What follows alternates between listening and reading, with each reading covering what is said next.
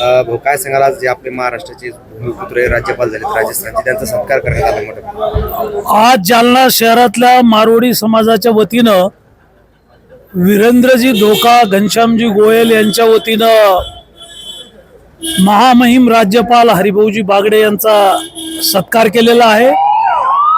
हरिभाऊ बागडे हे जालना जिल्ह्याचे पालकमंत्री होते आणि मराठवाड्याचे आमचे नेते आहेत। विधानसभेचे अध्यक्ष म्हणून त्यांनी प्रभावी काम केलं आणि आता राजस्थानचे राज्यपाल आहेत।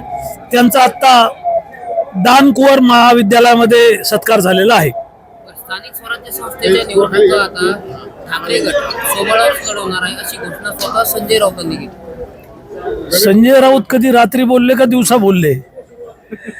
संजय राऊत काय बोलतील काही सांगता येत नाही। आज एक बोलतात, उद्या एक बोलतात, परवा एक बोलतात। त्याच्यामुळं ते बोलले त्या विधानावर ठाम राहतील असं वाटत नाही।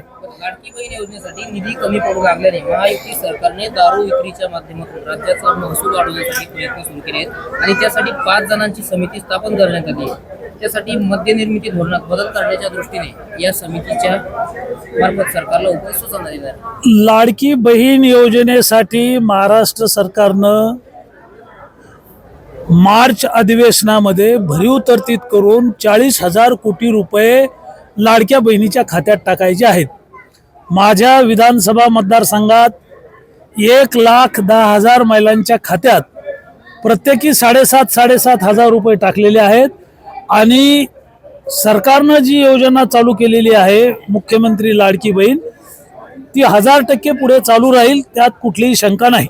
छत्रपती संभाजीनगरमध्ये भाजप महापालिकेच्या निवडणुका स्वबळावर लढवते, जालन्यात तसं काही होणार नाही। अद्यापपर्यंत पक्षाचे जे राज्य पातळीवरचे नेते आहेत यांनी महायुतीनं लढायचं का स्वबळावर लढायचं अद्यापपर्यंत पक्षश्रेष्ठीचा निर्णय झालेला नाही। मात्र जिल्हा पातळीवर काही नेते बोलतात की आम्ही स्वतंत्र लढू। शेवटी स्थानिक नेत्यांना विश्वासात घेऊन महायुतीचे नेते यावर अंतिम निर्णय घेतील। थँक्यू। देश विदेशातील प्रत्येक घडामोडींचे लाईव्ह अपडेट मिळवण्यासाठी आता साम टीव्हीच्या सर्व सोशल मीडिया प्लॅटफॉर्मला लाईक, फॉलो आणि सबस्क्राईब करा। तसंच सर्व नोटिफिकेशनसाठी बेल आयकॉन प्रेस करायला विसरू नका।